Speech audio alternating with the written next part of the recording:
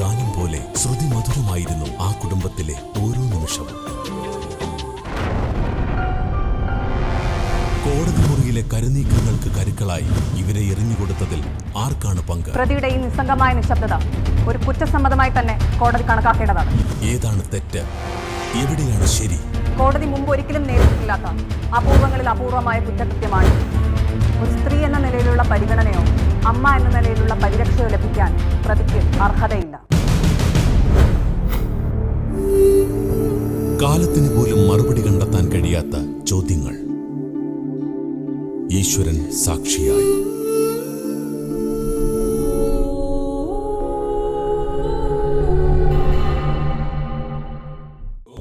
ഒരു കൊലപാതക കേസിൽ പ്രതിയായി അമ്മ ഭദ്ര മഹേന്ദ്രൻ, എതിർഭാഗം സാക്ഷിയായി മകൾ അപർണ.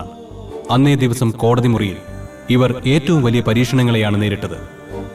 ഭദ്ര മഹേന്ദ്രനിൽ ആരോപിക്കപ്പെട്ടിരിക്കുന്ന കുറ്റം അവർ ചെയ്തതാണെന്ന് അപർണ വിശ്വസിക്കുന്നുണ്ടോ?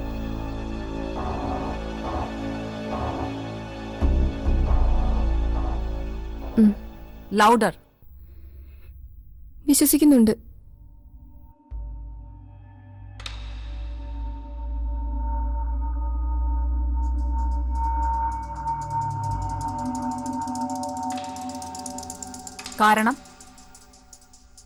കാരണം അയിനോ എനിക്കറിയാം, ഞാൻ അവിടെ ഉണ്ടായിരുന്നില്ലേ. Objection your honour. Objection sustained. You can proceed. Thank you sir.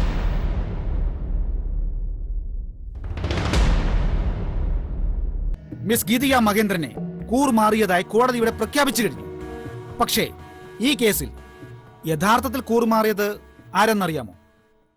യഥാർത്ഥ hostile witness it's you miss Aparna Mahendran.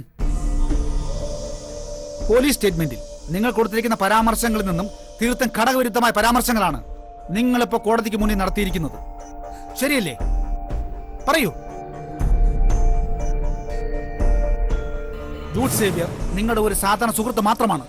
ഈ പറഞ്ഞ തരത്തിലുള്ള യാതൊരു ബന്ധവും ജൂഡും നിങ്ങളും തമ്മിലില്ലാന്ന് ഞാൻ പറഞ്ഞാൽ നിങ്ങളുടെ മറച്ചു സ്ഥാപിക്കാൻ ശ്രമിക്കുന്നതിന് പിന്നിൽ വ്യക്തമായ ഉദ്ദേശ ലക്ഷ്യങ്ങളുണ്ട്. അത് തെളിയിക്കാൻ സാധ്യമായ സാക്ഷികളും തെളിവുകളും എന്റെ പക്കലുണ്ട്.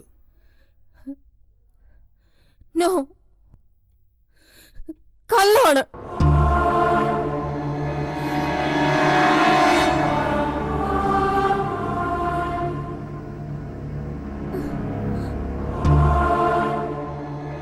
I can prove it before the court.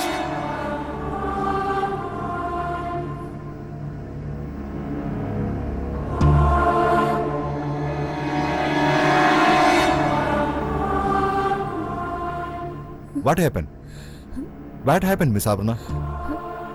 I'm all right. സുഖമില്ലായ്മ തോന്നുന്നെങ്കിൽ അല്പനേരം ഇരുന്നോളൂ. വേണ്ട sir, I'm okay. I think you are tensed. ടെൻഷന്റെ ആവും ഇത്ര പെട്ടെന്ന് ഇങ്ങനെ. അല്ല, I am not tensed. I am not tensed at all. I am not at all tensed. I am pregnant.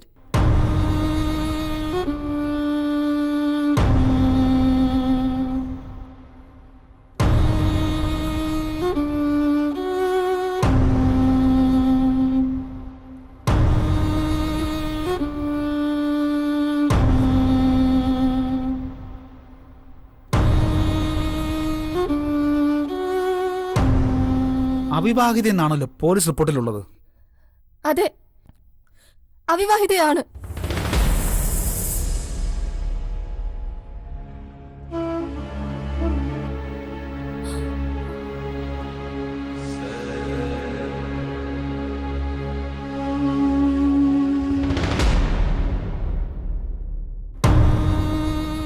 സ്നേഹാന്തരീക്ഷം നിറഞ്ഞു നിന്ന ആ കുടുംബത്തിൽ ഇത്രയേറെ ദുരന്തങ്ങൾ പെയ്തിറങ്ങിയതെങ്ങനെയെന്നറിയാൻ കുറച്ചു നാളുകൾ പിന്നിലേക്ക് പോകണം.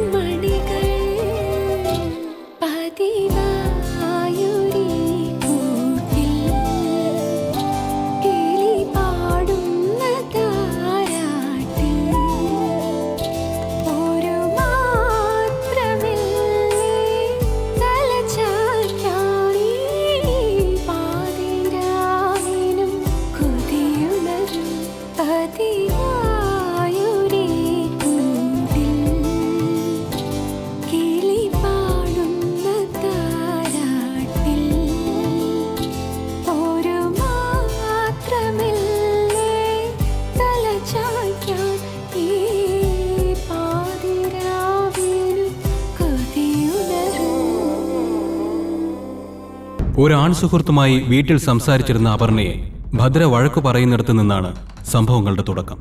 അമ്മയുടെ പെരുമാറ്റത്തിൽ സുഹൃത്ത് അപമാനിതനായത് അപർണയെ വേദനിപ്പിച്ചു. അമ്മമാരുടെ ഉത്തരവാദിത്വം നിനക്കിപ്പോ പറഞ്ഞാൽ മനസ്സിലാവില്ല. ഇപ്പൊ ഇവിടെ കണ്ടതൊക്കെ ഉത്തരവാദിത്തമെങ്കില് എനിക്കത് മനസ്സിലാവും വേണ്ട. ആൺകുട്ടി എന്ന് പറഞ്ഞ ലവർ മാത്രമല്ല, ഫ്രണ്ട്. FRIEND, front. ലോകത്ത് അങ്ങനെ ഒരു ബന്ധമുണ്ട്, അറിയോ? ആ ബന്ധത്തിന് ചില ലിമിറ്റ് ഉണ്ട്, അത് നീ ഓർക്കണം. ഏത് ലിമിറ്റാ ഞാനിപ്പോ ഇവിടെ ക്രോസ് ചെയ്തത്? ക്ഷണിച്ച് വരുത്തിയിട്ടുണ്ടെങ്കിലേ കൊണ്ടിരുത്തിയത് സിറ്റിംഗ് റൂമിലാ, അല്ലാതെ ബെഡ്റൂമിലല്ല. അപ്പോ ഈ ബഹുമാനം എന്നൊക്കെ പറയുന്നതേ അങ്ങോട്ട് മാത്രല്ല, അത് കുറച്ചൊക്കെ ഇങ്ങോട്ടും വേണം. അതിന്റെ പേരിൽ ആരോടും പറയാതെ അപർണ വീട് വിട്ടിറങ്ങി. കുടുംബാംഗങ്ങളെ കുറച്ചു സമയമെങ്കിലും പരിഭ്രാന്തിയിലാക്കുന്ന അപർണ അമ്മ സുഹൃത്തിനോട് ക്ഷമ ചോദിച്ചാൽ മാത്രമേ തിരിച്ചു വീട്ടിൽ കയറിയെന്ന് വാശി പിടിക്കുന്നു. ഭദ്ര ക്ഷമ പറയുന്നതോടെ തൽക്കാലം അന്തരീക്ഷം ശാന്തമാകുന്നു. എനിക്കറിയാം, അപ്പോ നിനക്ക് ഫീൽ ചെയ്ത് കാണും. അത് അമ്മയുടെ തെറ്റ് തന്നെ. നിന്റെ അമ്മ അങ്ങനെ ആയിപ്പോയി. ചില സമയത്ത് ഓരോന്ന് ആലോചിക്കാതെ അങ്ങ് പറയും. എന്ത് ചെയ്യാനാ?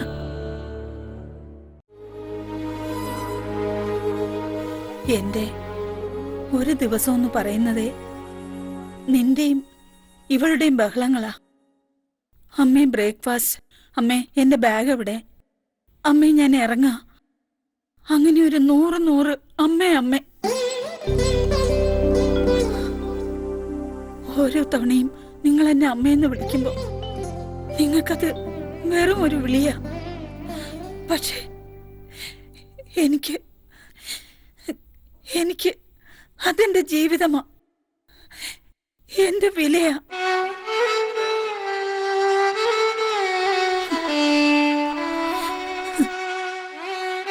അത് കേട്ടുകൊണ്ടാ ഉറങ്ങുന്നത്, അത് കേൾക്കാമല്ലോ എന്നോർത്താ ഉണരുന്നത്. പെട്ടെന്നൊരു ദിവസം അതില്ലാതായ.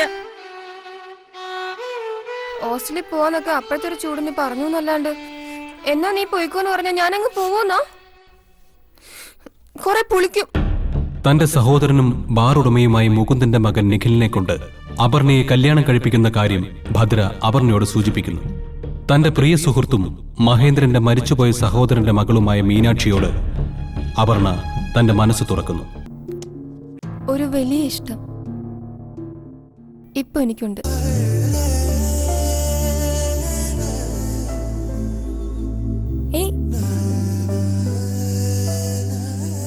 ഇത് നമ്മുടെ ജൂഡല്ലേ?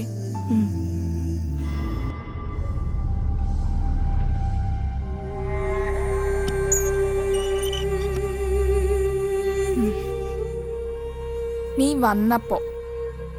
വന്ന് കേറിയപ്പോ ഞാൻ ആരോടാ ചാറ്റ് ചെയ്തോണ്ടിരുന്നേന്നറിയോ?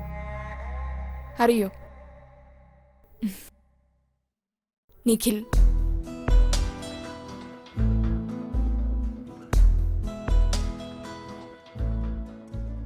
നിനക്ക് നിന്റെ അമ്മ കണ്ടെത്തിയ അതേ ചെറുക്കൻ.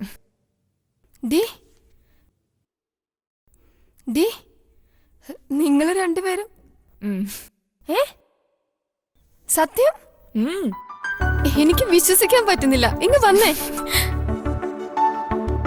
എങ്കിൽ എന്റെ റൂട്ട് ക്ലിയർ ആയി, ഞാൻ രക്ഷപ്പെട്ടു.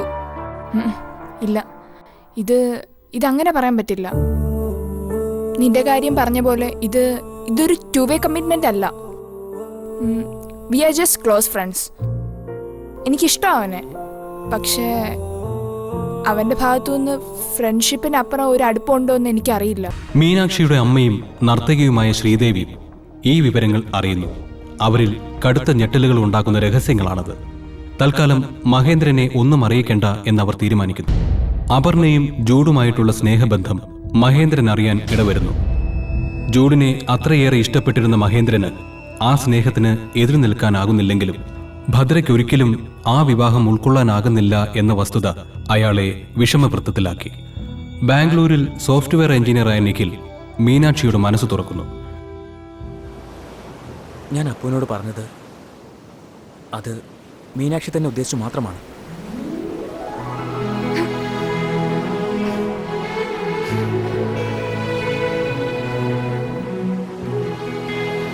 എനിക്ക് ഇഷ്ടമാണ് മീനാക്ഷി. പക്ഷേ അങ്ങനെ പറയുമ്പോൾ തന്നെ ഒരു മാരേജ് അതെന്റെ മനസ്സിലേ ഇല്ല.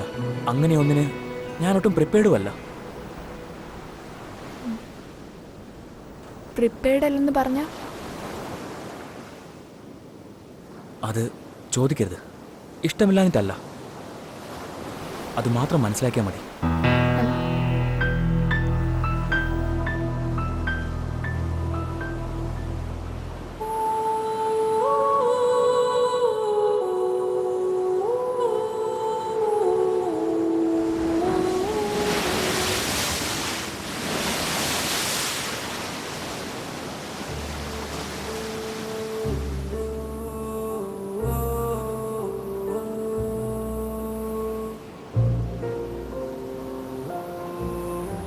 എനിക്കതിനുള്ള അവകാശമില്ല മീനാക്ഷി. അങ്ങനെ ഞാൻ ചെയ്താൽ അത് എന്നോടും മീനാക്ഷിയോടും ചെയ്യുന്ന തെറ്റായിരിക്കും. Please please നിഖിലേട്ടാ, എനിക്കതറിയണം. എന്താ അതിന്റെ കാരണം? മീനാക്ഷി, ഞാൻ അതറിയാതെ പോവാന്ന് പറഞ്ഞ ഇറ്റ്സ് സോ പെയിൻഫുൾ. എനിക്കത് പറ്റില്ല. It kills me. പ്ലീസ്. താൻ ഒരു ക്യാൻസർ പേഷ്യൻ്റ് ആണെന്നും ഈ വിവരം തൽക്കാലം മറ്റാരും അറിയരുതെന്നും അപർണയോട് പറയുന്ന നിഖിൽ ഒരു പ്രത്യേക സാഹചര്യത്തിൽ നിഖിലിന്റെ അസുഖത്തിന്റെ കാര്യം അപർണ മഹേന്ദ്രനോട് പറയുന്നു. നിഖിൽ കല്യാണത്തിന് സമ്മതിക്കുന്നില്ല എന്ന കാര്യം മുകുന്ദനോട് പറയുന്ന ഭദ്ര. തനിക്കും ഈ കാര്യത്തിൽ താല്പര്യമില്ല എന്ന സത്യം മുകുന്ദൻ ഭദ്രയോട് വെളിപ്പെടുത്തുന്നു. ഭദ്ര വിഷമവൃത്തത്തിലാകുന്നു. നിഖിലിനെ മാത്രമേ വിവാഹം കഴിക്കൂവെന്ന് അമ്മയോട് പറയുന്ന മീനാക്ഷി ഈ കാര്യം മഹേന്ദ്രനെ ശ്രീദേവി അറിയിക്കുന്നു. അപർണ ഈ കാര്യത്തെപ്പറ്റി മീനാക്ഷിയോട് സംസാരിക്കുന്നു. അതിന്റെ പേര് ഞാൻ ഇഷ്ടപ്പെടുന്ന ഒരാളെ വേണ്ടാന്ന് വെക്കുക എന്ന് പറയുന്നത്, അങ്ങനെ ചെയ്ത ഐ ഫീൽ പിറ്റി ഫോർ മൈസെൽഫ്. അതിന് നിങ്ങൾ തമ്മിൽ ലോങ് ലവ് അഫെയർ ഒന്നും ഇല്ലായിരുന്നല്ലോ, പിന്നെന്ത് കമ്മിറ്റ്മെന്റാ? അങ്ങനെ ഒരു കമ്മിറ്റ്മെന്റ് ഉണ്ടായിട്ടില്ലെങ്കിൽ അത് കുഴപ്പമില്ലെന്നാണോ? എന്നാ അങ്ങനെ ഒരു കമ്മിറ്റ്മെന്റ് ഉണ്ട്. അതെന്റെ മനസ്സിനോട് തന്നെ, എന്നോട് തന്നെ. പാവം ചിറ്റയെ കുറിച്ചൊന്നും ആലോചിച്ചുകൂടായിരുന്നു നിനക്ക്. ഇങ്ങനെ അഡമന്റ് ആവരുത്. എടി ബുദ്ധൂസേ, നീ ഈ പറയുന്ന കേട്ടാ ഞാൻ നാളെ തന്നെ ഒരു കയറ് കെട്ടി തൂങ്ങാൻ പോവാൻ തോന്നുമല്ലോ. നിഖിലിന്റെ അസുഖം ഇറ്റ്സ് ലിംഫോമ. അതൊരു ഫേറ്റൽ ഡിസീസ് ഒന്നുമല്ല, ഇറ്റ്സ് ക്യൂറബിൾ. ഞാനൊരു മെഡിക്കൽ സ്റ്റുഡന്റ് അല്ലേ, എനിക്കറിയാം.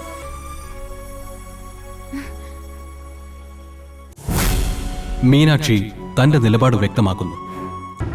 നിഖിൽ മീനാക്ഷി കല്യാണത്തെപ്പറ്റി മുകുന്ദനുമായി സംസാരിക്കാൻ മഹേന്ദ്രനും ശ്രീദേവിയും അപർണയും തീരുമാനിക്കുന്നു.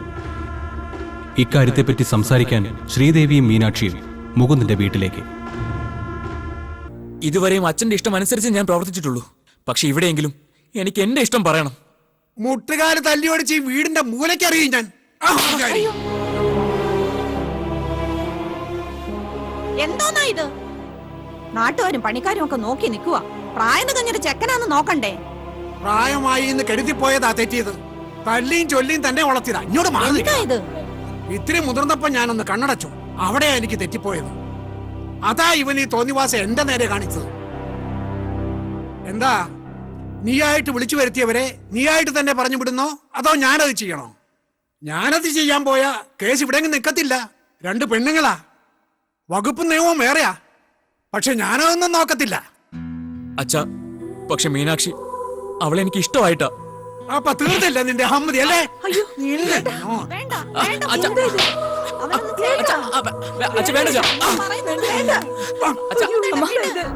അമ്മ അടിക്കലെന്ന് പറയാ, ഒന്നും പറയാമ്മ.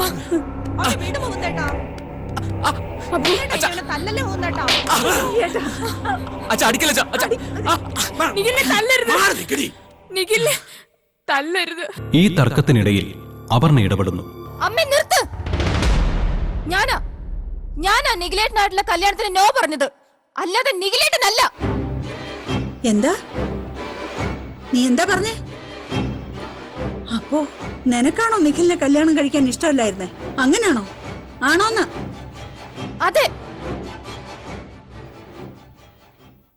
അതെന്താ? എന്താണെന്ന്? എനിക്ക് വേറൊരാളെ ഇഷ്ടം, അത്രേ ഉള്ളൂ.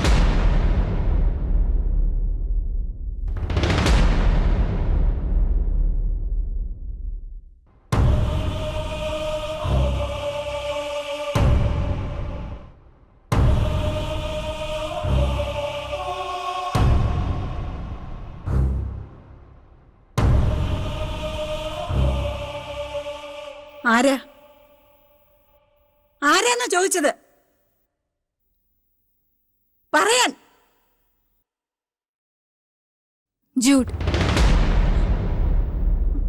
Jude Xavier. വാ, നമുക്ക് പോ. എടി, നിന്നോടാണ് വരാൻ. ഞാൻ വിളിച്ചാ നീ വരത്തില്ലടി. വാ, വിട്. വരാൻ. അമ്മേ, വിടാൻ. വിടമ്മേ. നിഖിലിനെ ഇറക്കി വിടുന്ന മുകുന്ദൻ. നിഖിലിനെ കൊണ്ട് തന്റെ വീട്ടിലേക്കാണ് മീനാക്ഷി പോയത്. അപർണയുടെ സമ്മതമില്ലാതെ ഭദ്ര അവളുടെ കല്യാണക്കാര്യം തീരുമാനിക്കുന്നു. പെണ്ണ് കാണൽ ചടങ്ങിനിടയിൽ അപർണ ചെറുക്കന്റെ വീട്ടുകാരെ അപമാനിച്ചിറക്കി വിടുന്നു.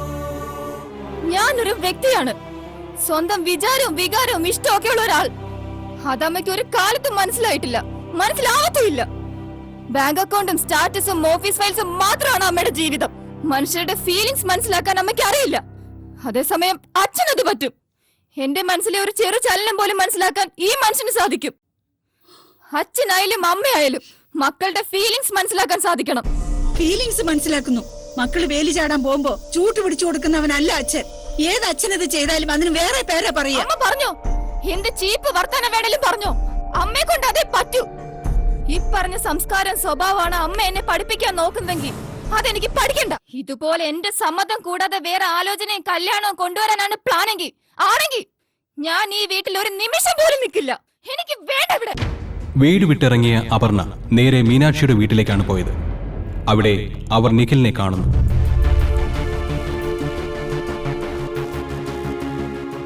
തൽക്കാലം നിഖിലിനെ ജൂഡിന്റെ വീട്ടിലേക്ക് മാറ്റുന്നു. അപർണയുടെ കാര്യം പറഞ്ഞ് തെറ്റുന്ന മഹേന്ദ്രനും ഭദ്രയും. തന്റെ വീടിന്റെ ഇപ്പോഴത്തെ അവസ്ഥയിൽ അസ്വസ്ഥയാകുന്ന ഗീതിക. അപർണയെ തിരിച്ചു വിളിക്കാൻ പോകുന്ന ഭദ്ര. വന്നിട്ടെന്തിനാ? അമ്മ ചൂണ്ടിക്കാണിക്കുന്ന പയ്യനെ കല്യാണം കഴിക്കാനല്ലേ? അമ്മ കൊണ്ടുവരുന്ന ആലോചനയ്ക്ക് സമ്മതം മൂളാനല്ലേ? അതിനെന്നെ എനിക്കിട്ടില്ല. അത് ഞാൻ തീരുമാനിച്ചു കഴിഞ്ഞു. മോളെ, അതിനല്ല. എനിക്ക് വിശ്വാസമില്ല. ഓരോ പ്രാവശ്യവും അമ്മയുടെ കണ്ണീര് കണ്ട് ഞാൻ മനസ്സ് മാറ്റി. ഇനി അങ്ങനെ ഒരു അബദ്ധം ഞാൻ കാണിക്കില്ല. അച്ഛനോട് ഞാൻ പറയാൻ പോവാ, എനിക്ക് ഹോസ്റ്റലിലേക്ക് മാറണം. പിന്നെ അപ്പോ നിനക്ക് ആ പയ്യനെ വേണ്ടേ? ഏത് പയ്യനെ? ജൂഡിനെ. മഹേന്ദ്രന്റെയും ഭദ്രയുടെയും സമ്മതത്തോടെ നിഖിൽ, മീനാക്ഷി, ജൂഡ്, അപർണ വിവാഹത്തിനുള്ള ഒരുക്കങ്ങൾ നടക്കുന്നു. ഓരോ ദിവസങ്ങളും ഓരോ നിമിഷങ്ങളും, കുരുത്തോല പെരുന്നാളുകളും പുതുപ്പിറവി ദിവസങ്ങളും കരോൾ രാത്രികളും എല്ലാം.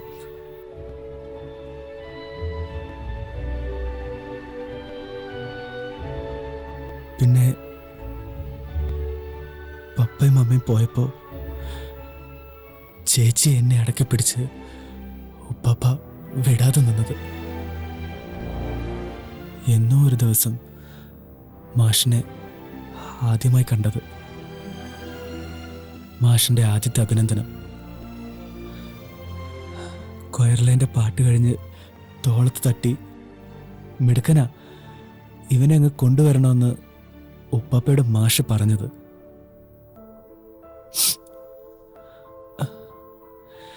നിന്നെ എനിക്ക് കിട്ടുന്നത് എനിക്കിപ്പോഴും ഓർമ്മയുണ്ട്. മാഷിന്റെ കൂടെ വന്ന വിടർന്ന കണ്ണുകൾ എന്നെ വിടാതെ പിന്തുടർന്നത്.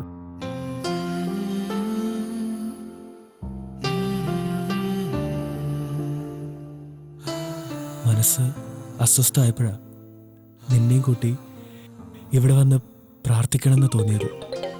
അച്ഛനാ?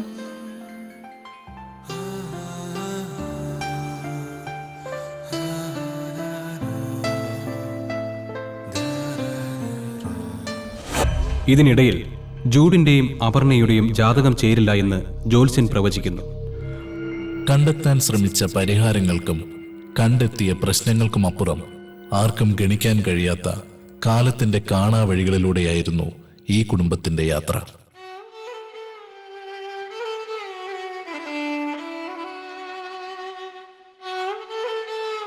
അപർണയുടെ പ്രതിശ്രുത വരൻ ജൂഡ് സേവ്യർ കൊല്ലപ്പെടുന്നു. ഭദ്രയ്ക്കെതിരെയായിരുന്നു എല്ലാ തെളിവുകളും സാക്ഷികളും. അപർണയുടേതായിരുന്നു ഭദ്രയ്ക്കെതിരായ മുഖ്യ സാക്ഷിമൊഴി. വിചാരണ കോടതിയിൽ അന്നേ ദിവസം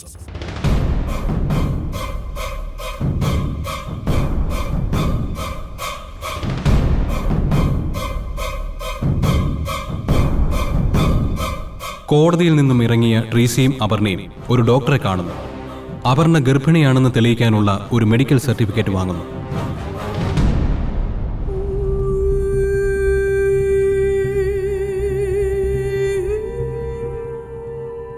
നിന്റെ വയറ്റിൽ വളരുന്ന ഈ ജീവൻ, ഇത് കോടതിയിൽ കേസ് ജയിക്കാനുള്ള ഒരു സ്ട്രോങ് വൈറ്റൽ പ്രൂഫാണ്.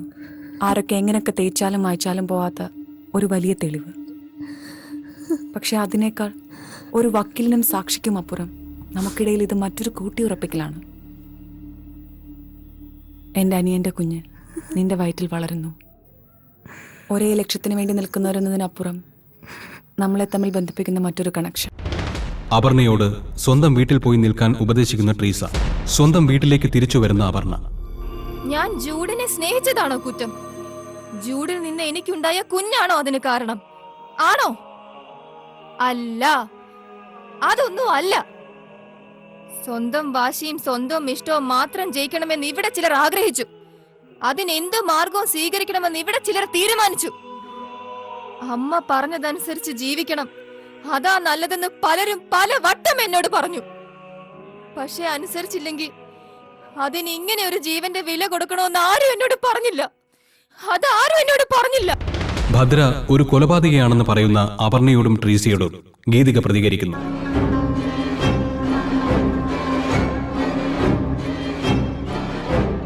ഇതിനിടയിൽ തനിക്ക് ഒരു രഹസ്യം പറയാനുണ്ടെന്ന് പറഞ്ഞ് അപർണയെ വിളിപ്പിക്കുന്ന സേവ്യർ. ഇപ്പോഴീ ചിട്ടയും വട്ടവും പറയുന്ന ആദർശവനിത ഭദ്രയുടെ ഭൂതകാലം നിനക്കറിയില്ലല്ലോ. പലരും പല കഥകളും പറഞ്ഞു നടന്നത് അന്ന് ഞാനും കേട്ടിട്ടുണ്ട്. പറയുന്ന കഥകൾ, കേട്ട കഥകൾ, ആർക്കെന്താ പറയാൻ വയ്യാത്തത്?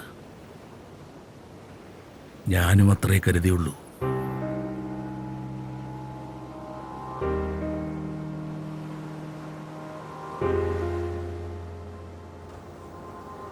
പക്ഷേ പെട്ടെന്നായിരുന്നു മഹേന്ദ്രനുമായുള്ള അവരുടെ വിവാഹം.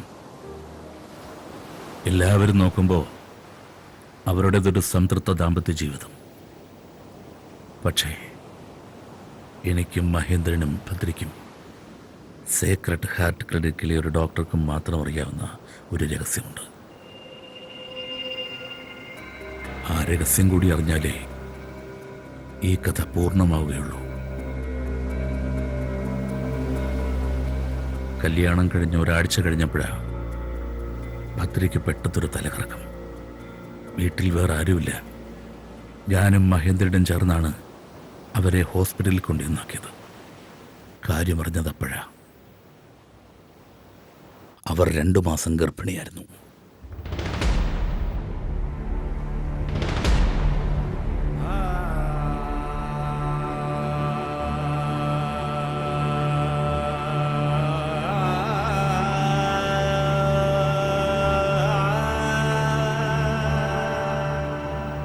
മഹേന്ദ്രൻ അതൊരു ഷോക്കായിരുന്നു. ഭദ്ര കിടന്ന് ബഹളം വെച്ചു, നിലവിളിച്ചു. അവർക്കപ്പോഴാ കുഞ്ഞിനെ ഇല്ലാതാക്കണം. പാപത്തിന്റെ വിത്തല്ലേ.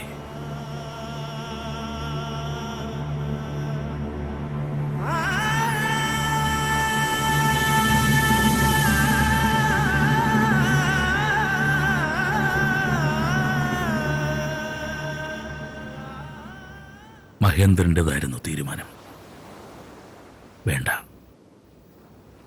എൻ്റെ ഭാര്യയുടെ മകൾ, അതെൻ്റെയും മകളാ.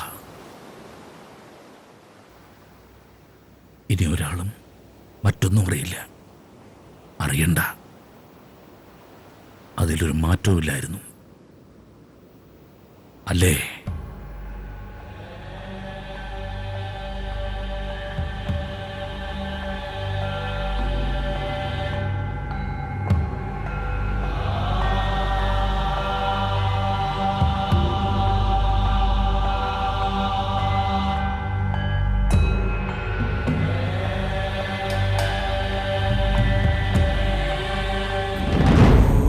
ആ രഹസ്യം അപർണയെ തകർക്കുന്നു.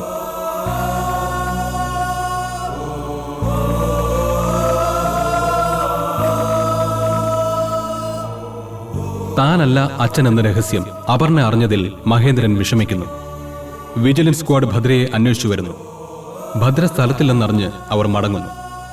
ഇതിന്റെ പേരിൽ തർക്കിക്കുന്ന അപർണയും ഗീതികയും. ചേച്ചി അമ്മയുടെ വയറ്റിലുണ്ടായതല്ലേ? അതെ, ഞാൻ ആ വയറ്റിൽ പിറന്നു. അതാ ഇപ്പോഴത്തെ എന്റെ ഏറ്റവും വലിയ വിഷമം, ഏറ്റവും വലിയ അപമാനം. എന്നാലേ എനിക്കത് ഓർക്കുമ്പോ അഭിമാനമാ. ഏത് കോടതി എന്ത് തെളിവുകളും എതിരായിക്കോട്ടെ, ഞാൻ വിശ്വസിക്കുന്നു എന്റെ അമ്മ തെറ്റുകാരിയല്ലെന്ന്. വേണ്ടടി, വേണ്ട, എനിക്ക് ആരെയും വേണ്ട. ഈ തർക്കത്തിനിടയിൽ അപർണ കുഴഞ്ഞു വീഴുന്നു. ഹോസ്പിറ്റലിൽ അഡ്മിറ്റായ അപർണയെ കാണാൻ മഹേന്ദ്രൻ വരുന്നു.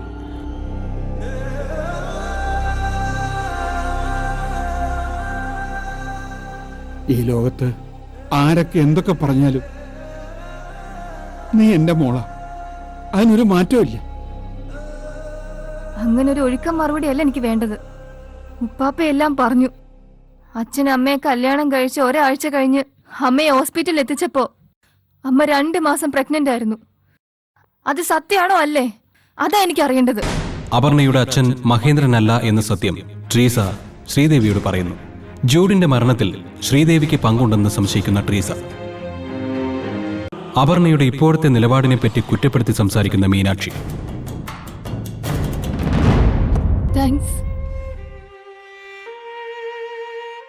താങ്ക്സ് മീനാക്ഷി.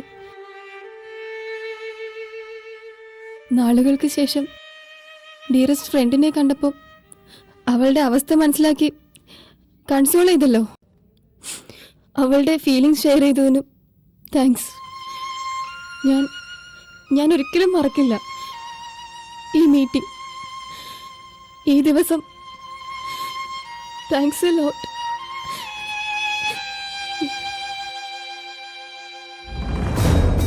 നിഖിൽ അപർണയെ ആശ്വസിപ്പിക്കുന്നു.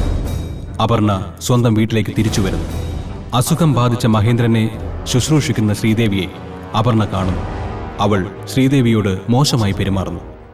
ഈ വീട്ടിൽ എന്തോ നിങ്ങൾക്ക് ഇപ്പൊ കാര്യം? മോളൂനെ പറഞ്ഞു വിട്ടു. ഞാൻ ഇവിടെ ഇല്ലാന്ന് പറയാം.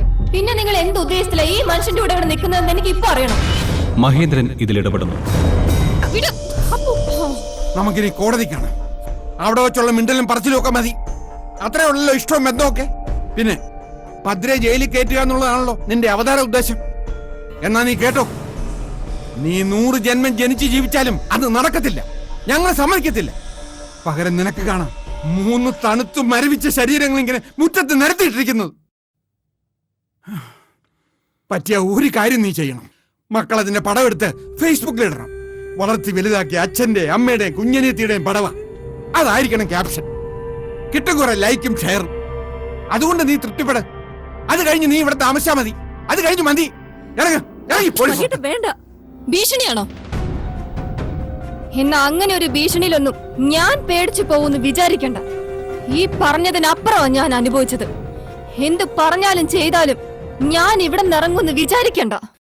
ഞാൻ ഇവിടെയാ, ഈ വീട്ടിലാ താമസിക്കാൻ പോന്നെ. ഭദ്ര എന്ന് പറയുന്ന ആ സ്ത്രീയുടെ മോളാ ഞാൻ. അവരുടെ വീട്ടിൽ എനിക്കുള്ള അധികാരത്തിന് അവരുടെ പോലും സമ്മതം വേണ്ട.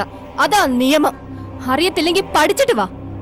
മഹേന്ദ്രന്റെ മോളല്ല, അതുകൊണ്ട് അധികാരമില്ല എന്ന് പറയാനാണെങ്കിൽ ആദ്യം അത് സ്ഥാപിച്ചു കാണിക്ക്. കോടതിയിലാണെങ്കിൽ കോടതിയിൽ. പക്ഷേ അങ്ങനെയല്ല എന്ന് സ്ഥാപിച്ച് കഴിയുമ്പോ കൃത്യമായിട്ട് പറയണം ശരിക്കും ഞാൻ ആരുടെ മോളാന്ന്, എന്റെ ഒറിജിനൽ ഫാദർ ആരാന്ന്. അത് പറഞ്ഞാൽ ഞാൻ സമ്മതിക്കാം. എനിക്ക് ഈ വീട്ടിൽ പകുതി അധികാരമേ ഉള്ളൂന്ന്. പക്ഷെ അതുവരെ ഇത് എന്റെ വീടാ. എന്റെ താമസം ഇവിടെ തന്നെ ആയിരിക്കും. അതെ, നിങ്ങളുടെ ഭാര്യയോടും കൂടി അത് പറഞ്ഞേക്ക്. പിന്നെ ഈ നിൽക്കുന്ന 2ാം കക്ഷിനെയും ബോധിപ്പിച്ചേക്ക്.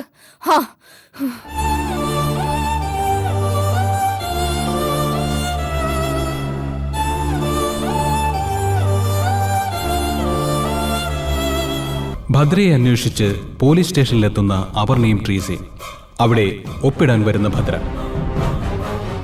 ഭദ്രയുടെ താമസ സ്ഥലം കണ്ടുപിടിച്ച് അവരെ തേടി ചെല്ലുന്ന അപർണ. ഓർമ്മ വെച്ചപ്പോ തൊട്ട് ഞാൻ കേക്കുവോ, അടക്കവും ഒതുക്കവും വേണം. ആമ്പിള്ളാരോട് കൂട്ടുകൂടരുത്. സന്ധ്യ ആവുന്നതിന് മുമ്പ് വീട്ടിൽ കയറണം. അവിടെ നോക്കരുത്, ഇവിടെ നോക്കരുത്. അങ്ങോട്ട് പോവരുത്, ഇങ്ങോട്ട് പോവരുത്. പക്ഷെ ഒരു കാര്യം മാത്രം പറഞ്ഞു കേട്ടില്ല. ഒരുത്തനെ കല്യാണം കഴിച്ച് വീട്ടിൽ കയറി ചെല്ലുമ്പോ വയറ്റിൽ 2 മാസം ഗർഭം ഉണ്ടാവരുതെന്ന്.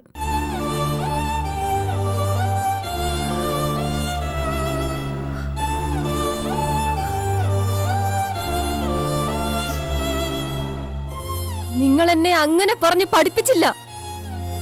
അത് നിങ്ങൾക്ക് എങ്ങനെ പറയാൻ പറ്റുമല്ലേ? കണ്ടും കേട്ടും വളർന്നതാ ഞാൻ. ഭദ്ര മഹേന്ദ്രന്റെ ചാരിത്ര്യ പ്രസംഗം ഇപ്പൊ മനസ്സിലാവുന്നു എനിക്ക് നിങ്ങളുടെ സൈക്കോളജി. നിങ്ങളുടെ മോളല്ലേ ഞാൻ. അപ്പൊ ഞാൻ നിങ്ങളെ പോലെ ആവൂന്ന് നിങ്ങൾ വിചാരിച്ചു. എന്നാ തെറ്റിപ്പോയി. ഞാൻ നിങ്ങളെ പോലല്ല. നിങ്ങളെ പോലെ ഞാൻ ഒരിക്കലും ആവില്ല. ജൂഡിന്റെ കുഞ്ഞ എന്റെ വയറ്റില്. നിങ്ങൾ കൊന്ന് കായലിൽ തള്ളിയത് കൊണ്ട് മാത്രം എനിക്ക് കല്യാണം കഴിക്കാൻ പറ്റാതിരുന്ന ഞാൻ സ്നേഹിച്ച എന്റെ ജൂഡിന്റെ കുഞ്ഞ്.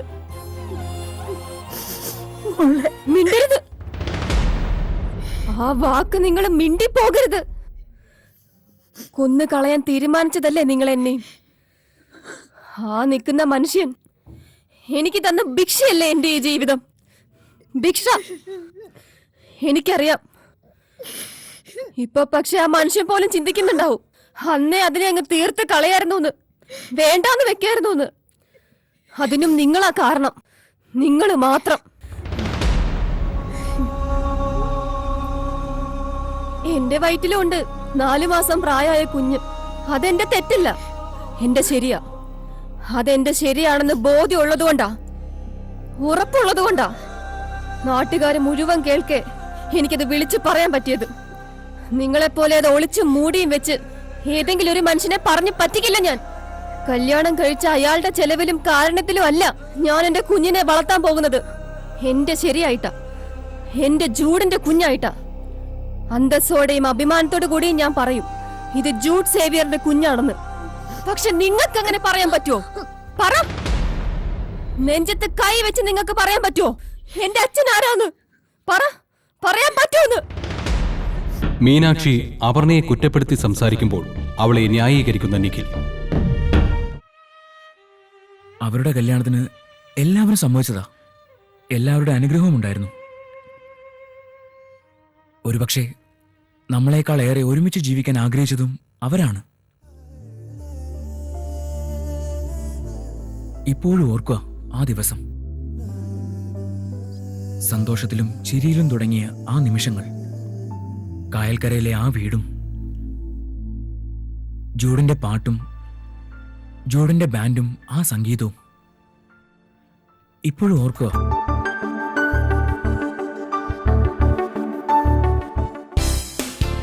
അപർണയുടെയും ജൂഡിന്റെയും നിഖിലിന്റെയും മീനാക്ഷിയുടെയും വിവാഹ നിശ്ചയ ദിവസം. ഒരജ്ഞാത കാമുകന്റെ ഫോൺ സന്ദേശം ഗീതികയ്ക്ക് വരുന്നു.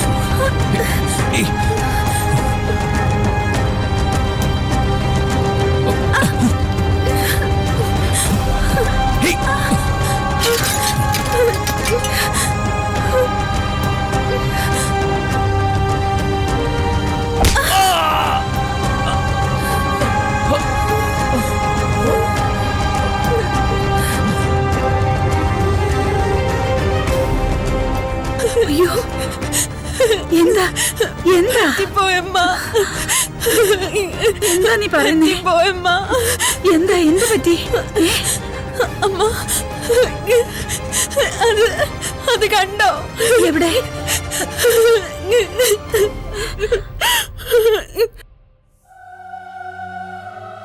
ഇനി പറ, അമ്മേനെ എന്താ ചെയ്യണ്ടേ? പറയാൻ നീ തന്നെ ഉണ്ടാക്കി വെച്ചതാ. നീ ആയിട്ട് പറ ഇതിന് പരിഹാരം. ഞാൻ പറയാൻ പോവും എല്ലാവരോടും. എടീ, ഒരക്ഷരം നീ മിണ്ടി പോരുത്. ഞാൻ പറയുന്ന മാത്രം നീ അനുസരിച്ചാ മതി. അവിടെ പോയിരിക്കേ, അവിടെ പോയിരിക്കേ, മര്യാദക്ക് അവിടെ പോയിരിക്കേ.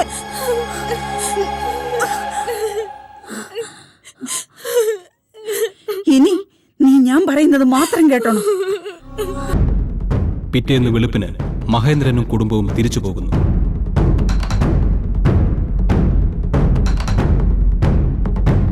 ഈ സമയം കായലിൽ നല്ല പരിചയമുണ്ടാ?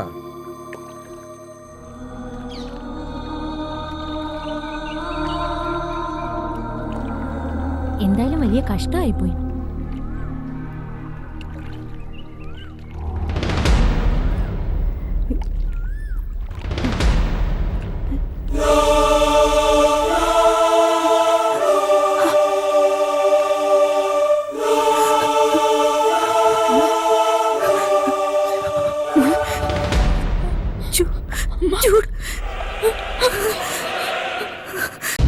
ജൂഡിന്റെ കൊലപാതകവുമായി ബന്ധപ്പെട്ട് ശ്രീദേവിയുടെ വീട്ടിൽ പോലീസ് ഉദ്യോഗസ്ഥർ വരുന്നു. അവർ ശ്രീദേവിയെ ചോദ്യം ചെയ്യുന്നു. ഇതേ സമയം ഗീതികയെ ആശ്വസിപ്പിക്കുന്ന ഭദ്ര. പോലീസ് ഓഫീസർ ഭദ്രയെ ഫോണിൽ വിളിക്കാൻ ശ്രീദേവിയോട് ആവശ്യപ്പെടുന്നു. പോലീസാ വിളിച്ചത്.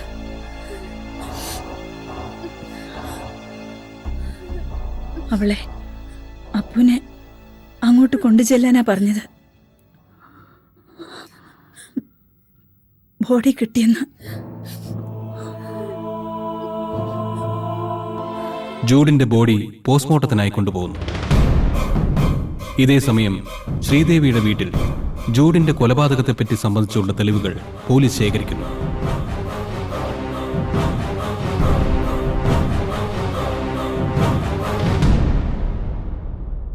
അപർണ അവിടേക്ക് വരുന്നു.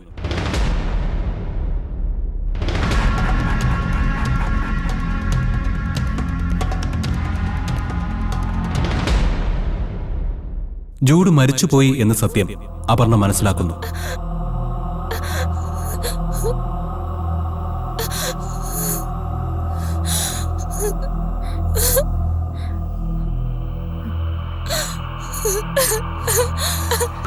ഈ വിവരം അറിഞ്ഞെത്തുന്ന ട്രീസ ജൂഡിനെ പോസ്റ്റ്മോർട്ടം ചെയ്യുന്ന സ്ഥലത്തെത്തുന്നു.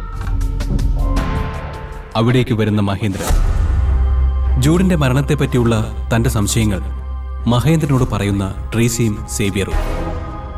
ശ്രീദേവിയുടെ വീട്ടിൽ നിന്നും തിരിച്ചു വരുന്ന അപർണയും ഭദ്രയും. അപർണയും മഹേന്ദ്രനും തമ്മിൽ കാണുന്നു. അവൻ പോയി അച്ഛാ. ജൂഡിന്റെ അന്ത്യകർമ്മങ്ങൾ നടക്കുന്നു. പൊട്ടിക്കരയുന്ന അപർണ. പോസ്റ്റ്മോർട്ടം റിപ്പോർട്ടുമായി മഹേന്ദ്രന്റെ വീട്ടിൽ വരുന്ന ട്രീസ. ഇത് കണ്ട് പരിഭ്രമിക്കുന്ന ഭദ്രയും ഗീതികയും.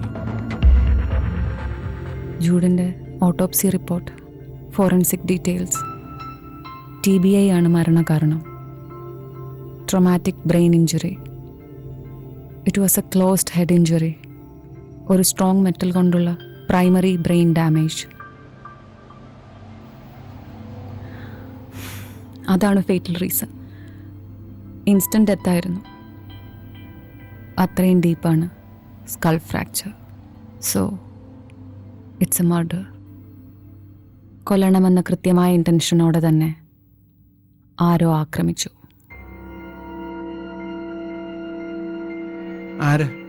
ആരായിരിക്കും അത്? ശ്രീദേവി രവീന്ദ്രന്റെ വീട്ടിലെ കിച്ചൺ സൈഡിലുള്ള മുറിയിൽ നിന്നാ ബ്ലഡ് സ്റ്റെയിൻസ് കണ്ടെത്തിയത്. അവിടെയാണ് ക്രൈം നടന്നതെന്ന് പോലീസിന് ഏകദേശം ഉറപ്പാ. ഇനി ഉപയോഗിച്ച ആയുധം കണ്ടെത്തണം, ആളിനെയും. അതുടനെ കാണുമല്ലോ. ഇത്രയും മനസ്സിലാക്കിയ സ്ഥിതിക്ക് പ്രതിയെ പ്രതിയാണോ പ്രതികളാണോ എന്നുള്ളതും കണ്ടെത്തണം. ബോഡി അത്രയും ദൂരം മാറ്റിയിടണമെങ്കിൽ ഒരാളെ കൊണ്ട് ഒരിക്കലും അത് കഴിയില്ല. ഒന്നിൽ കൂടുതൽ പേരുണ്ടാവാം. സ്ത്രീയോ പുരുഷനോ ആകാം. സ്ത്രീയോ? അതെ, സ്ത്രീ. ഫംഗ്ഷൻ നടന്നുകൊണ്ടിരിക്കുന്നതിനിടയിൽ കറണ്ട് പോകുന്നു. കറണ്ട് പോയി കഴിഞ്ഞ് ഏകദേശം 1.5 മണിക്കൂറിനുള്ളിലാണ് ക്രൈം നടക്കുന്നത്. അതും ശ്രീദേവിയുടെ ബെഡ്റൂമിനുള്ളിൽ. വീടിന്റെ ആ മുറിയിലേക്ക് അപ്പോൾ കടന്നു ചെല്ലാൻ സാധ്യതയുള്ളത് ഒരു സ്ത്രീക്കാണ്. പുരുഷന് സാധ്യമല്ല എന്നല്ല, സ്ത്രീക്കാണ് സാധ്യത കൂടുതൽ. അതുകൊണ്ടാ പറഞ്ഞത്, കുറ്റവാളി ഒരു പുരുഷനാകാം, സ്ത്രീയുമാകാം. എന്തായി പറഞ്ഞു വരുന്നത്? ആരെയാ സംശയം? കുറ്റവാളി ആരായാലും ലക്ഷ്യം വളരെ വ്യക്തമാണ്. ജൂഡും അപ്പുവും തമ്മിലുള്ള വിവാഹം നടക്കരുതെന്ന് അവർ ആഗ്രഹിച്ചു. ഒരു കാര്യം ഉറപ്പാ, ഈ കുടുംബത്തിന് പുറത്തുള്ളവരല്ല അത് ചെയ്തത്. ബോംബെയിൽ നിന്ന് ഇറക്കുമതി ചെയ്ത വാടക കൊണ്ടോ വില്ലനോ അല്ല അത് ചെയ്തത്. കുടുംബത്തിനകത്തുള്ളവരാ, ഒരു കുടുംബക്കാരൻ. വിരലിൽ എണ്ണാവുന്നവരാണ് സംശയത്തിന്റെ നിഴലിൽ. അതിലൊരാൾ. ഉടനെ കണ്ടെത്തും നമ്മൾ അയാളെ. അതിനിനി അധികം താമസമുണ്ടാവില്ല. അറിയണം, അതാരായാലും നമുക്കറിയണം ട്രിസ. ഒരു രാത്രി കൊണ്ട് അവനെ അങ്ങ് തീർത്തു കളഞ്ഞത് ആരാണെന്ന് നമുക്കറിയണം. ക്രൈംബ്രാഞ്ചാണ് ഇനി കേസ് അന്വേഷിക്കാൻ പോകുന്നത്. കേസ് ഹാൻഡ് ഓവർ ചെയ്യാനുള്ള പ്രോസസ് തുടങ്ങിക്കഴിഞ്ഞു.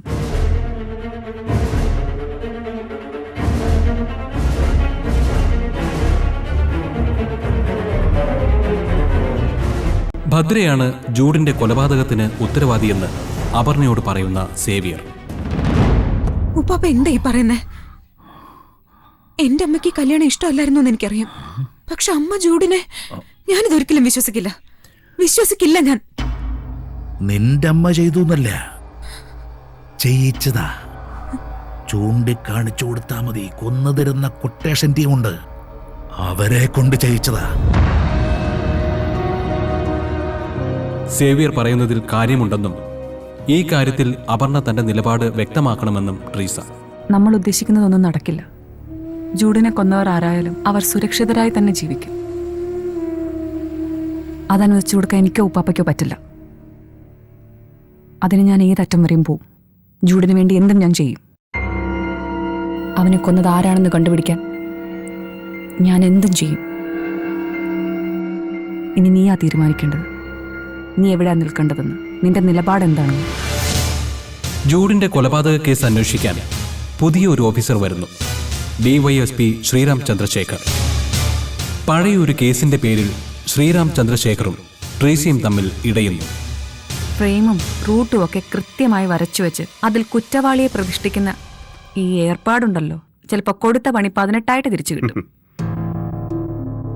ഇപ്പോഴും വിയൂർ ജയിലിൽ കിടപ്പുണ്ട് സാറിന്റെ ആ പഴയ സുഹൃത്ത്. ഓർമ്മയുണ്ടോ? നമ്മൾ തമ്മിൽ പണ്ടൊന്നുരസിയത് ഇതിന്റെ പേരിലാ. ഇനി വീണ്ടും പഴയതൊക്കെ ആവർത്തിക്കണോ എന്റെ പൊന്ന് സാറേ? പഴയതൊക്കെ അതേപടി വീണ്ടും ആവർത്തിക്കുമെന്ന് കരുതുന്നതും ഒരു മണ്ടത്തരമാണ്. ഈ കേസിലെങ്കിലും അങ്ങനെ ആവർത്തിക്കരുത് തന്നെയാ എന്റെ ആഗ്രഹം. അതങ്ങനെ തന്നെ ആവട്ടെ. കാണാം. ഓക്കെ. തനിക്കിനി തന്റെ വീട്ടിൽ താമസിക്കാൻ പറ്റില്ലെന്ന് മഹേന്ദ്രനോട് പറയുന്ന ശ്രീദേവി. ഞാൻ കിടക്കുന്ന മുറിയിൽ നിന്ന് അവർക്ക് എന്തോ തെളിവ് കിട്ടിയെന്ന്. പിന്നെ അതേ പിടിച്ചായിരുന്നു എല്ലാ ചോദ്യങ്ങളും. ആരാ ബദ്രിജി കറണ്ട് പോയതിനിടയ്ക്ക് നമ്മുടെ മുറിയിലുണ്ടായിരുന്നത്? ഞങ്ങൾ പിറ്റേന്ന് കാലത്ത് കിടക്കാൻ വന്നപ്പോ തറയിലൊരു നനവുണ്ടായിരുന്നു. സാധനങ്ങളൊക്കെ അവിടെ ഇവിടെയും കിടക്കുകയായിരുന്നു. ഭദ്രേച്ചി അത് ശ്രദ്ധിച്ചായിരുന്നോ? ഇല്ല, ഞാൻ ശ്രദ്ധിച്ചില്ല. കറണ്ട് പോയ സമയത്ത് ആരോ അവിടെ കേറിയിട്ടുണ്ടെന്നുള്ളത് സത്യമാ. എന്തോ അവിടെ നടന്നിട്ടുണ്ട്. എനിക്ക് സംശയം ഭദ്രേച്ചിയുടെ ചേട്ടനെ തന്നെയാ മഹേട്ട. നിഖിലിന്റെ അച്ഛൻ. ഈ കല്യാണം മുടക്കാൻ അയാൾ എന്തോ ചെയ്തിട്ടുണ്ട്. അല്ലെങ്കിൽ പിന്നെ എങ്ങനെയാ കൃത്യസമയത്ത് കറണ്ട് പോകുന്നതും ജനറേറ്റർ കേടാവുന്നതും? അപ്പൊ ആരോ എന്തോ മനസ്സിൽ ഉറപ്പിച്ചു തന്നെയാ. പോലീസ് ചോദ്യം ചെയ്താൽ എങ്ങനെ മറുപടി പറയണമെന്ന് ഗീതികയെ ഉപദേശിക്കുന്ന ഭദ്ര. മോളെ, അവര് പല രീതി ചോദിച്ച് വിഷമിപ്പിക്കും. അറിയില്ല എന്ന് മാത്രം നീ പറഞ്ഞാ മതി. അമ്മ പറയുന്നത് മനസ്സിലായോ?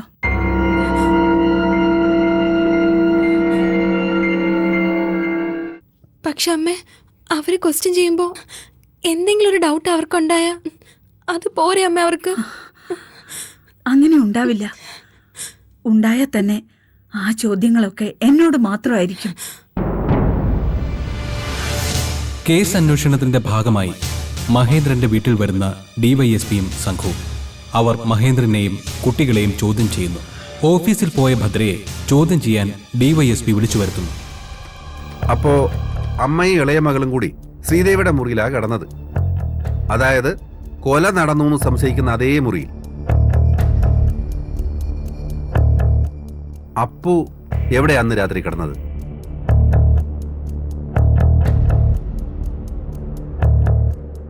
എവിടാ കിടന്നതെന്ന്? ഞാൻ മീനാക്ഷിയുടെ കൂടെയായിരുന്നു. അതെന്താ? ഞാൻ അവിടെ ചെന്നാൽ എന്നും അതാ പതിവ്. ഓക്കെ. അപ്പോ അമ്മയ്ക്കും ഇളയമൾക്കും അങ്ങനെ ഒരു പതിവില്ല. ഓക്കെ.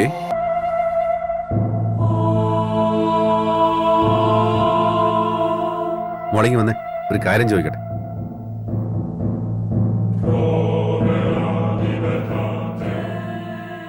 ഈ ജൂഡിന് ഒരുപാട് ആരാധികമാരുണ്ടായിരുന്നു അല്ലേ? കാണാൻ മിടുക്കൻ, നല്ല പാട്ടുകാരൻ, പിന്നെ ഒടുക്കത്തെ കഴിവാണെന്നാ നാട്ടുകാർ പറയുന്നത്. പെണ്ണുങ്ങൾ മലനടിച്ച് വീഴാൻ ഇതിൽ കൂടുതൽ എന്തേലും വേണോ? അപ്പോൾ ആള് ഭയങ്കര പൊസസീവ് ആണെന്നാണല്ലോ ഞാൻ കേട്ടത്.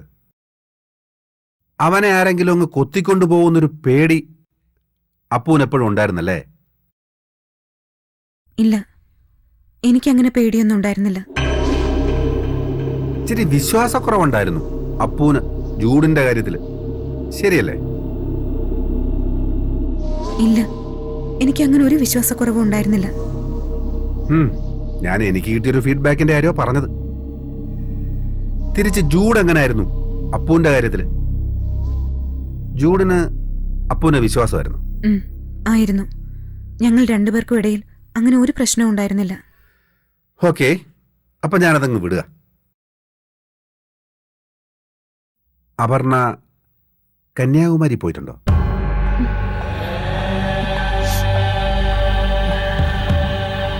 ഞാൻ ചോദിച്ചത് അപർണ കന്യാകുമാരിയിൽ പോയിട്ടുണ്ടോന്ന്. മിണ്ടാട്ടമില്ലല്ലോ. ഇതിനു മുമ്പുള്ള ഓരോ ചോദ്യത്തിനും ഇടിച്ചിടിച്ചങ്ങ് നിൽക്കുമായിരുന്നല്ലോ.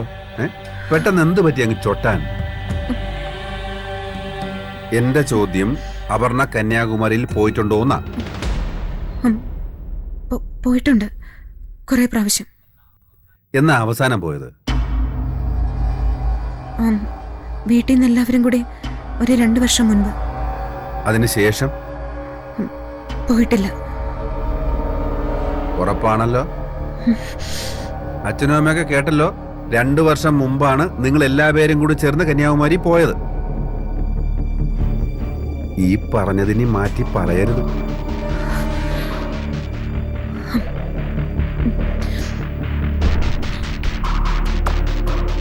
അപ്പോന് പെട്ടെന്ന് വിയർക്കുന്ന സ്വഭാവം ഉണ്ടല്ലേ? അല്ല, ഞങ്ങൾ ഈ പോലീസുകാരെ ബോഡി ലാംഗ്വേജും വിയർപ്പും കണ്ണിലെ കൃഷ്ണമണിയുടെ കറക്കമൊക്കെ കണ്ടിട്ടാ ഓരോന്ന് ഊഹിച്ചെടുക്കുന്നത്. അങ്ങനെ നോക്കുമ്പോ അപ്പൂനിപ്പോ ഞങ്ങളുടെ കൂടെ ഓഫീസിലേക്കൊന്ന് വരേണ്ടി വരും. സാർ എന്തായി പറയുന്നേ? ഞങ്ങൾക്ക് അപ്പൂനെ ഒന്ന് ഓഫീസിൽ കൊണ്ടുപോയി ക്രോസ് ക്വസ്റ്റ്യൻ ചെയ്യേണ്ടി വരും. അപർണയെ പോലീസ് കസ്റ്റഡിയിൽ ചോദ്യം ചെയ്യാൻ കൊണ്ടുപോകുന്നു. ഇതിനെതിരെ പ്രതികരിക്കുന്ന മഹേന്ദ്രൻ. എല്ലാം അയാളുടെ പണിയാ. ആ പന്നന്റെ, നിന്റെ ചേട്ടന്റെ. അയാളാ എല്ലാം ചെയ്തത്, കൊന്നതും കായലിൽ തള്ളിയതും എല്ലാം. എന്നിട്ട് മറ്റുള്ളവരുടെ തലയെ കൊണ്ട് ചാരാൻ ശ്രമിക്കുക. പൈസ ഉണ്ടെങ്കിൽ എന്തു ആകാവുന്നുള്ളൊരു ഭാവമായേക്ക്. എനിക്ക് കാണാൻ പറ്റുന്നവരൊക്കെ ഞാനും കാണും.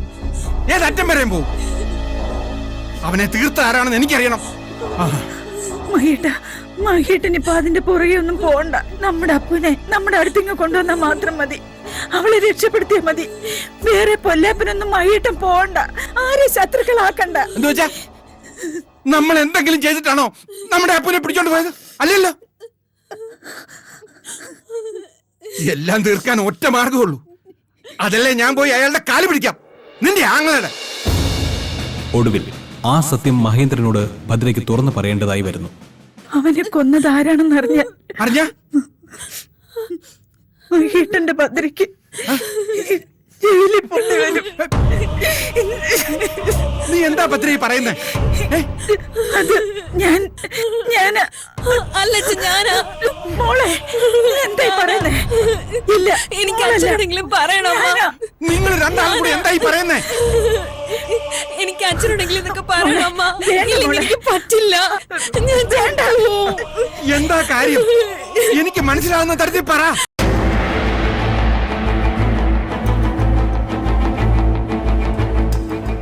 അതിൽ തകർന്നു പോകുന്ന മഹേന്ദ്രൻ.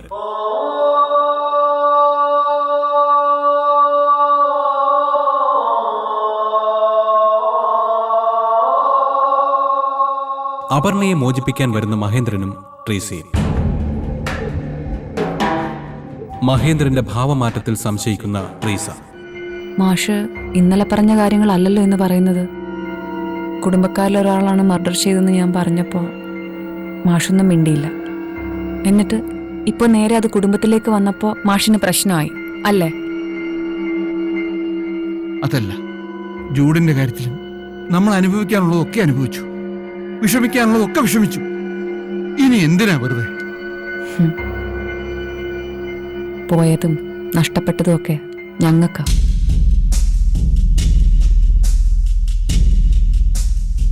ഒടുവിൽ ട്രീസിയുടെ എതിർപ്പിനെ മറികടന്ന് അപർണയെ മഹേന്ദ്രൻ വീട്ടിലേക്ക് കൊണ്ടുപോകുന്നു.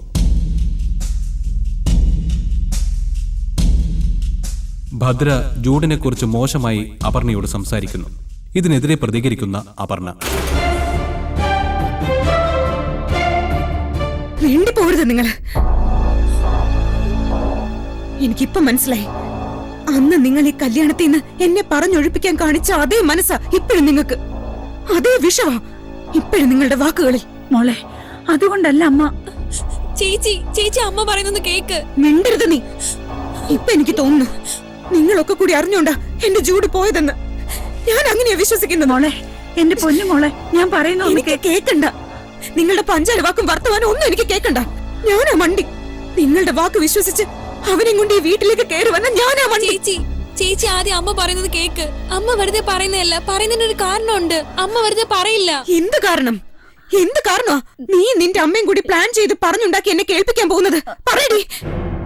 എന്നാ എന്റെ പൊന്നു മോളെ, ഒരു കാര്യം നീ നന്നായിട്ട് കേട്ടോ. അവനെതിരെ ഈ ലോകത്തിന് ആരെന്ത് വന്ന് പറഞ്ഞാലും എന്ത് കാണിച്ചാലും എനിക്ക് അവനിലുള്ള വിശ്വാസം മാറില്ല. ഈ ലോകത്ത് എനിക്ക് ഏറ്റവും വിശ്വാസം അവനെയാ. അവനെ പോലെ ഈ ലോകത്ത് ഞാൻ ആരെയും വിശ്വസിക്കില്ല. ചേച്ചി അയാള്. നീ മിണ്ടരുത്. നിന്റെ അമ്മ നിന്നെ പറഞ്ഞു പഠിപ്പിച്ചു വിട്ടത് എന്തായാലും നീ അതിവിടെ ആടിത്തുള്ളി കാണിക്കടി. അതാണല്ലോ നീ ചെയ്തുകൊണ്ടിരിക്കുന്നതും. നീ ആദ്യം അത് ചെയ്ത് കാണിക്കേ, ഞാൻ കാണാം നിന്റെ മോണോ ആക്ടും മിമിക്രി ഒക്കെ. പക്ഷെ അതുകൊണ്ടൊന്നും എന്റെ മനസ്സില് എന്റെ ജൂഡിനോടുള്ള വിശ്വാസത്തിന് ഒരു പോറൽ പോലും പറ്റില്ല. അതിനാരും ശ്രമിക്കുകയും വേണ്ട. ഇത് കേട്ടുകൊണ്ട് അവിടേക്ക് വരുന്ന ട്രീസ. ട്രീസേച്ചി, കണ്ടോ കണ്ടോ ഇവരുടെയൊക്കെ ഉള്ളിലിരിപ്പ് എന്താണെന്ന് കണ്ടോ? ഇവർക്ക് എന്താ പറയുന്നെന്ന് കേട്ടോ? ജൂഡിനെ കുറിച്ച് ഇല്ലാത്തത് ഓരോന്ന് പറഞ്ഞ് കേൾപ്പിക്കുക എന്നെ. എന്റെ മനസ്സ് അവനെതിരെ തിരിപ്പിക്കാൻ നോക്കുക. അമ്മയും മോളും ഒക്കെ ചേർന്ന് അതിന് ശ്രമിച്ചുകൊണ്ടിരിക്കുക. എന്തിനാ ട്രീസേച്ചി, എന്തിനാ ഇവരിങ്ങനെ ഓരോന്ന് അവനെ കുറിച്ച് പറയുന്നത്? ഈ ലോകത്ത് ആരെ കുറിച്ച് എന്ത് പറഞ്ഞാലും അവനെ കുറിച്ച് ഇങ്ങനെ പറയാൻ ആർക്കാ തോന്നുക? എന്തിനാ ഇവരിങ്ങനെ പറയുന്നത്? അവരത് പറയൂ അപ്പു, അവരങ്ങനെ തന്നെ പറയൂ. കുടുംബക്കാരനാണ് കുറ്റവാളി എന്ന് പറയുമ്പോഴും അത് ഈ കുടുംബത്തിനകത്തു നിന്നാണെന്ന് ഞാൻ വിചാരിച്ചില്ല. ഞാൻ സംശയിച്ചതേ അയാളെ ആയിരുന്നു, നിങ്ങളുടെ ആ സഹോദരനുണ്ടല്ലോ മുകുന്ദൻ മേനോൻ. പക്ഷെ ഇപ്പോഴല്ലേ മനസ്സിലായത്. അന്നാ വെളുപ്പാങ്കാലത്ത് നിന്നെ മീനാക്ഷിയുടെ വീട്ടിൽ നിന്ന് വിളിച്ചോണ്ട് വന്നില്ലേ, അന്ന് തീരുമാനിച്ചതാ ആ ദിവസം അപ്പ അവനെ ഇല്ലാണ്ടാക്കണമെന്ന്. ആർക്കും ഒരു സംശയവും തോന്നാത്തത് കൊണ്ട് കൃത്യമായിട്ട് നിങ്ങൾ ആ പ്ലാൻ അങ്ങ് എക്സിക്യൂട്ട് ചെയ്തു. തൊട്ടുപോരെ തന്നെ. നിങ്ങളുടെ കള്ളക്കണ്ണീര് നിങ്ങളുടെ മോളെടുത്ത് ചെലവാവുന്നില്ല, പിന്നല്ലേ എന്റെ അടുത്ത്. ഇനി മുതൽ നീ സ്വന്തം വീട്ടിൽ നിൽക്കണ്ട എന്നും ജൂഡിനെ കൊന്ന നിന്നെയും ഇവർ കൊല്ലുമെന്നും അപർണയോട് പറയുന്ന ട്രീസ. അപർണ അവിടെ നിന്ന് പോകാൻ തീരുമാനിക്കുന്നു. കമ്മീഷണർ ഓഫീസിൽ വെച്ചേ നിങ്ങളുടെ ഭർത്താവിനെ ഞാൻ കണ്ടു. ഭർത്താവിന്റെ സ്വരത്തിലെ മാറ്റവും ഞാൻ ശ്രദ്ധിച്ചു. അപ്പോഴേ എനിക്ക് സംശയം തോന്നിയതാ. കേസ് കയറി മുറുകുന്നു കണ്ടപ്പോ ആദ്യം കാണിച്ചൊരു ആവേശമില്ല, പെട്ടെന്നൊരു പരിഭ്രമം, പെട്ടെന്നൊരു ഉൾവലിയൽ. കേസന്വേഷണം ഇവിടെ ഈ വീട്ടിൽ നിന്ന് തുടങ്ങാനാ ഡിവൈഎസ്പി തീരുമാനിച്ചതെന്നറിഞ്ഞപ്പോ അയാളുടെ ക്രൂക്കഡ്നെസ് പെറ്റിനെസ് എന്നൊക്കെയാ ഞാൻ കരുതിയേ. പക്ഷെ ഇപ്പൊ മനസ്സിലായി, അയാളായിരുന്നു ശരി. മണത്തറിഞ്ഞു അയാൾ കൊലപാതകി ഇരിക്കുന്ന സ്ഥലത്തെ.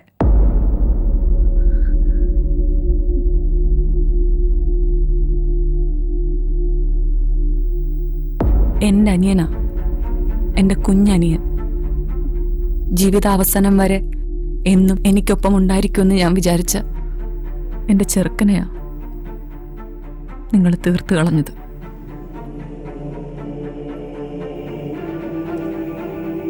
വിടില്ല ഞാൻ. അത് ചെയ്തതാരായാലും ഫിനിഷ് ചെയ്യും.